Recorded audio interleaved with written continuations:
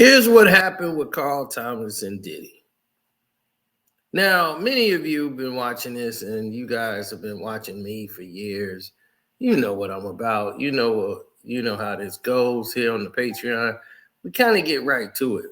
So if you hadn't watched it, I feel bad for you because you should have watched that. You know, so you'll have some type of context as to what's going on around here. Oh, the line's spinning. Now,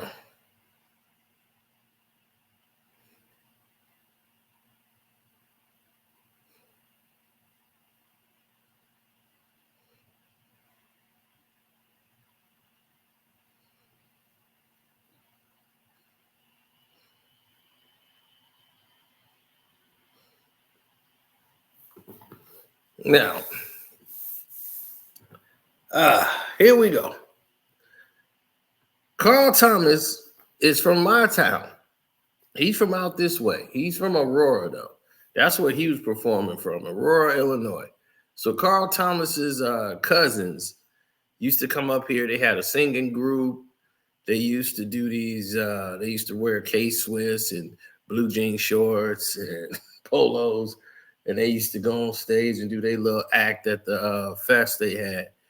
And they came all the way to. I remember they came to Chicago at the Taste of Chicago, and they did a performance at the Taste of Chicago, singing on the stage. And this is back when, before Biggie died, Carl got signed. Diddy was out recruiting everybody, and they came to Chicago for the Dan Ryan head, Doug Banks, and yeah, it was Doug Banks, Tom Joyner. So they wanted to see the Dan Ryan head himself. So they came over there, and Doug Banks was there, and Biggie performed, Puffy came out, and they ended up signing Carl Thomas. He heard Carl Thomas perform, and Diddy signed him like right on the spot. Got him a contract with Bad Boy, and he was there for years. My first time I ever seen him was on the remix to Been Around the World. I've been around the world. Here we go, baby. I've been around the world. The remix was made. And Diddy. So when that was like said and done and going through that whole ordeal and situation, they were the top of the game. They were the top of the food chain. And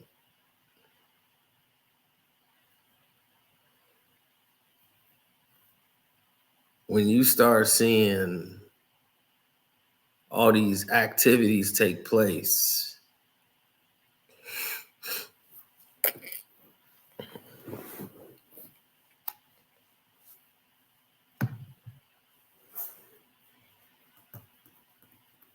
it was the Diddy freak off hour.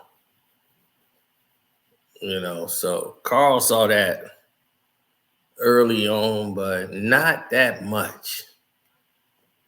Because Diddy got with J-Lo, and the freak offs like that everybody's accustomed to seeing, they were happening without Diddy. You know what I'm saying? Like, this is what y'all really don't understand. He got with J-Lo almost right after Big died. That was like right during that period. So Biggie had died, and he did the Missing You song.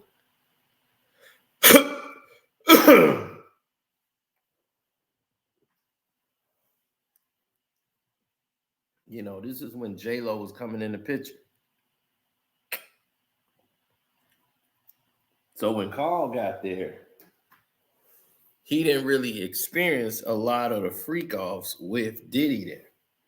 He was in freak offs. Believe me, there were freak offs. But it wasn't with Diddy. His freak offs was hanging out with Huddy and all them guys. Carl had his own guys that he was kicking it with and getting down with because the girls are throwing themselves at you. It's like you don't need Diddy to throw a freak off. Diddy would have a party. Everybody would come over. Diddy be like, yo, y'all, you, and you, y'all can come back to the after party. And Diddy will be there, champagne bottles, and then he got to go. Because he got to, be out with J-Lo. Now, when J-Lo's filming a movie, or she's doing some work, like she was working on her debut album. And while they working on her album, and Puff got everybody paying attention to what she doing, the whole industry who was locked up and tied up, they got Ashanti helping J-Lo get her album off. So Irv Gotti, everybody plugged in. That's how serious Diddy was at that time about J-Lo, but he would sneak out and do his shit. So when Carl Thomas was at a Diddy freak off, it was nothing for Carl because Carl had seen this shit before. Carl Thomas really wasn't kicking it with Diddy. Like everybody assumed. Like they would kick it when they saw each other at functions, but never in the late evening nights. That was far and few and in between. Because he was with J-Lo for a minute. So when all of the issues kicked off with them, and he had to go through the court thing with Shine, all of a sudden, everybody's like, man, that's it. Diddy, this is going to be the end of Bad Boy. The feds are coming. They finna shut everything down. And the whole time, Diddy was working on an album.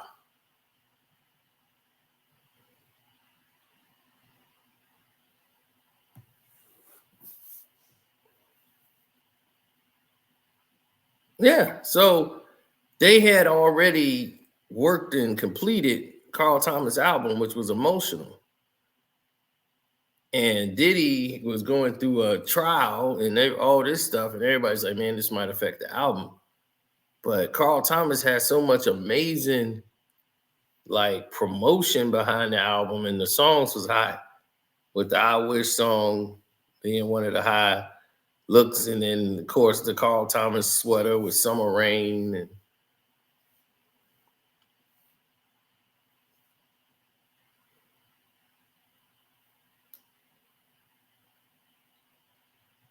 Diddy's going through his trial.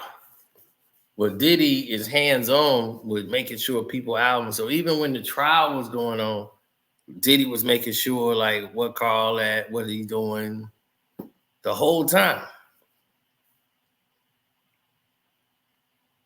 Hands-on with everything Carl Thomas was doing.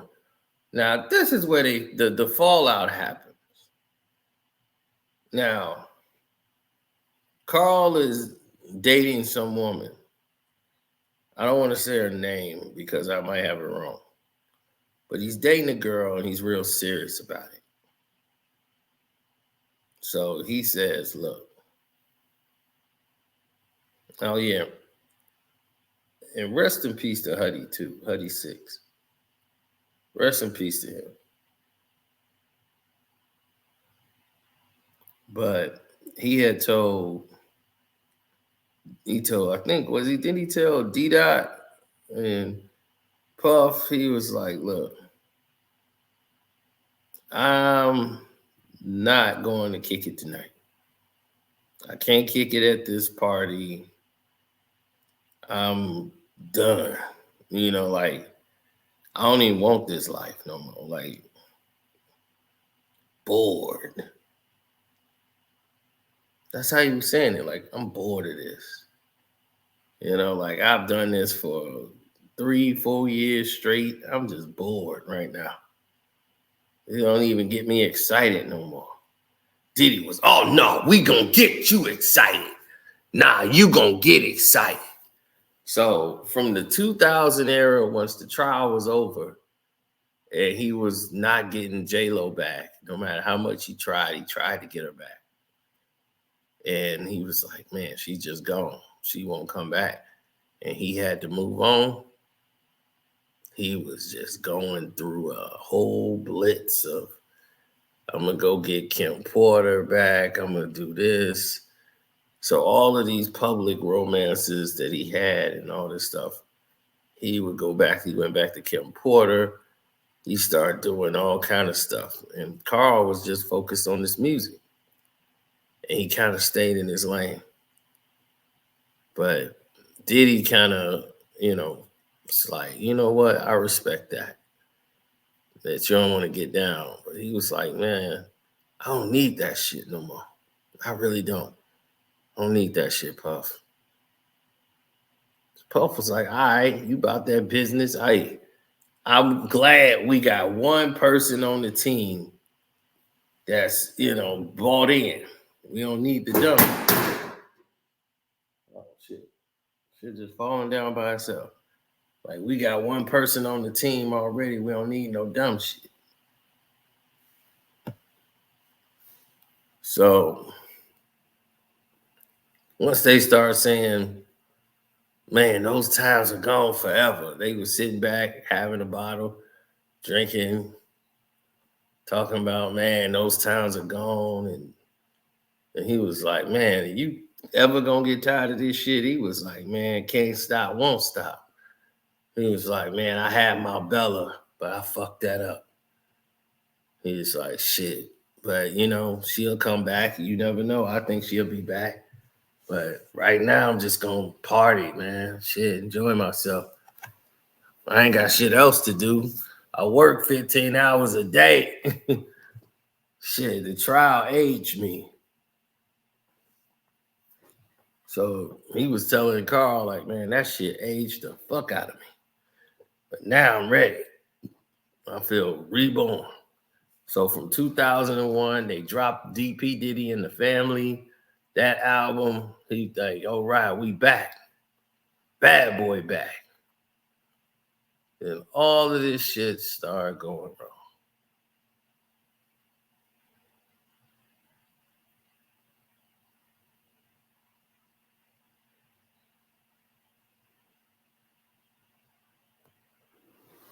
All of this shit started going wrong.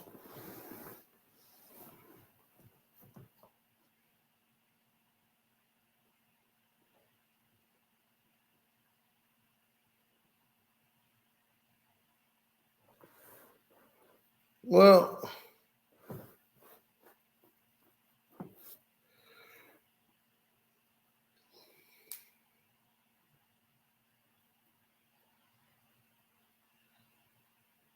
damn, my foot is messed up. But the part that gets everybody in this situation more than anything is Carl has always been a good soldier, good writer, great singer. But what got everybody off track with him is the fact that him and Diddy are two different type of individuals. He's more low key. Diddy's loud. And he wants everybody to be connected to him. Diddy wanted to possess. He wanted to possess Carl Thomas. Like, he's mine and can't nobody have him. That's how Diddy went about doing everything he did. He was livid. How everybody in the free world could have Carl, but he couldn't. And like, Carl was all in his own world. Carl was just happy. He never saw an executive that was so hands-on with everything. Like, normally, like in his mind, executive just say, here's the money, you go do what the fuck you want to do and have a good time. That didn't happen with Diddy. With Diddy, that shit was different. He's like, man, I ain't never seen no shit like this. This dude's hands-on and he's a genius about how this shit should go. So the first album is a smash. He sold over 1,000,000 records.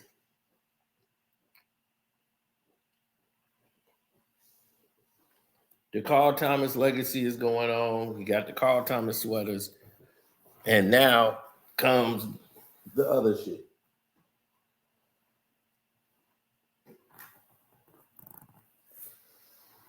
It's time for Carl Thomas' new album to drop.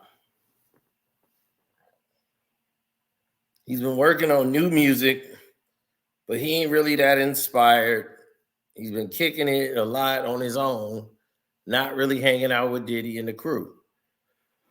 And it was Andre Harrell's birthday. And Diddy was like, yo, we going to Andre's party. Andre wants to see you at his party. Bring how many you gonna bring, let me know, blah, blah, blah, blah, blah. So he called his cell phone again. He can't get Carl. And Diddy's pissed that he's actually calling. So he talked to Huddy and said, yo, Huddy, yo, man, where's Carl? Are you hanging out with Carl? He was like, nah, Carl, I don't even think Carl here. I ain't seen Carl in town. Carl Thomas was out of town, forgotten about it. Had scheduled, he had did an appearance on somebody's show and came down there to do a little set or whatever, and was down there at some type of jazz thing they had going on, like R&B jazz thing. And he was like, oh, I'm at this R&B jazz festival. And Diddy was like, man, this is for Andre Harrell, nigga. Blah, blah, blah, blah. He one of the forefathers. He's the new Barry Gordy of this shit. Blah, blah, blah, blah, blah, blah. This is what I'm talking about. You said you want to be that guy. You got to be that guy. They was going to pass the torch to you. Man, you done fucked this up. Man, Diddy was so mad at him. And for what? So you can go to a local fucking fest? I thought you was one of the smart ones. I thought you got it. This is what you get for not partying with me, nigga. I'm trying to take you to the next level. You're going to be in this game forever. You're going to be in this shit for a long time. I saw it in you. When I saw you on that stage, you're going to fuck it up. So, yeah, Diddy went off. So now, after this, Carl Thomas is like, man, I don't even know what I did. So he's like, man, I'm getting on a plane. I'm getting the fuck out of here. I'm going to go over there and I'm going to see Andre Harrell. Because he's like, I ain't want to piss off Andre. That was the least things I wanted to do. So he was like, man, at the next event, I got Andre, man. I'm going to be right there with him. I'm going to give him his gift. He got him some type of watch or some shit that was real nice. Again, he's like, yeah, he appreciate this. And he went to go get him a gift, and he was waiting to see him, and he knew they had a function, and he was like, I'm out there. Wherever y'all need me at, I'm there. I'm gonna be it there. I'm gonna apologize to Andre. He was, all right. That's what he was like, all right. Yeah, well, we gonna be at the blah, blah, blah, blah, blah. So the next time around, Carl Thomas came to the Hampton party that Diddy had out there in East Hampton with Andre Harrell. So Carl Thomas showed up, and it was like, without a hitch, all the shit was forgotten. Wasn't no real big deal no more. Everything is everything. And everything was good in the world. So they thought. Then, everything looked like it's rolling. He got some songs. Did he listen to it? He really ain't as captivated. And was like, man, I wish I was around you more. That's what he said. He's like, man, we got to remix a lot of this shit. He said that off the top of his dome, we don't have to remix a lot of this shit, but this shit's passable. But everybody gonna say this ain't better than your last shit. He said, I'm just preparing you for it. They gonna say this shit ain't better than your last shit. So he's like, I thought y'all was gonna really come with it. He was like, I like the groove and where you at, but sometimes you get too caught up in artist mode and people want to hear what they want to hear. So they wanted to hear the Carl Thomas they wanted to hear, not this new shit that you putting out. So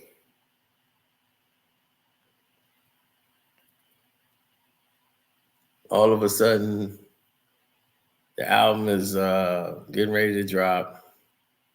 It comes out, and they got a tour lined up for Carl Thomas to go on the, press run tour, do his shows. So he going out doing his shows. And his brother's back in Chicago. He work at he's a correctional officer for this damn juvenile, for the juvie facility. And he got hit in a drive-by and killed. Somebody drove up, killed him, boom. And once the word got back to Carl, he was just devastated. So he quit the tour, stopped the tour flat, and went to the funeral and took some weeks off before he, decided to come back to anything. He decided, I'm just going to take a break from music, everything. Diddy was pissed. Diddy took shit off the wall. And it was like, nigga, I lost big. I lost Biggie, nigga. The biggest artist in the fucking game. I lost him. And I had to get out there on the microphone. I had to go dance. I had to make songs. I had to make this shit. I had to keep the shit going so I can get jumpstart other niggas. I had to go out in front line. So Diddy was talking about what he had to do and didn't understand why Carl Thomas didn't see it.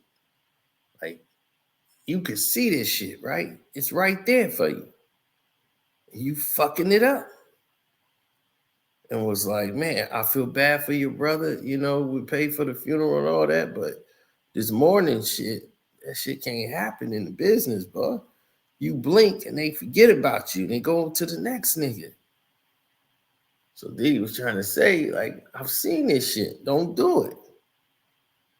Carl couldn't do that, man.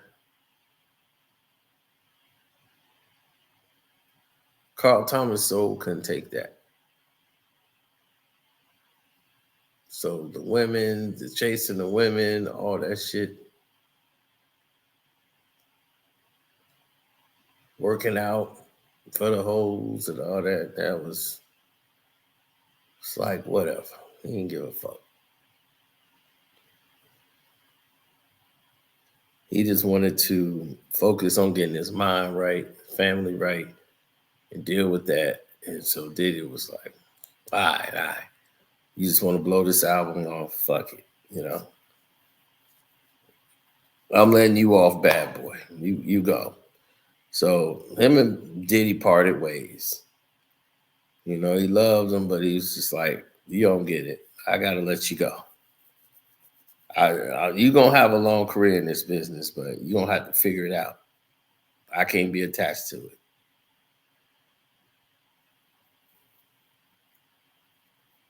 So he lost a lot of money in the car.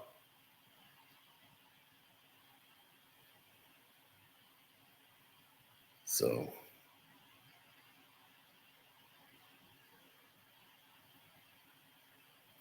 that was it.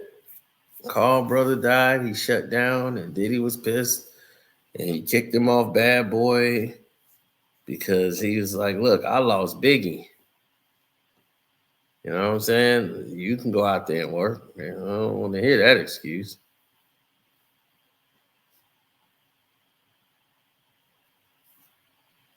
And Carl Thomas was like, "That's that." Plus, you ain't kicking it with Diddy and no freak offs. Diddy, you all into this one woman shit. So,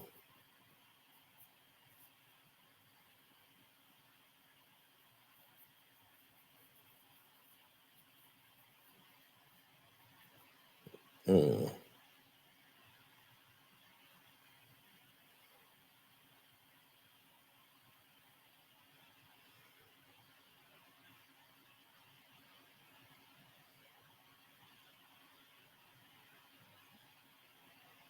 Mm-mm-mm. I'm sitting here thinking about that song and how all the other shit went. But yeah, we're pretty much done here. So thank y'all for listening to me. I'm tired of shit too, so let me go lay it down. I'm out.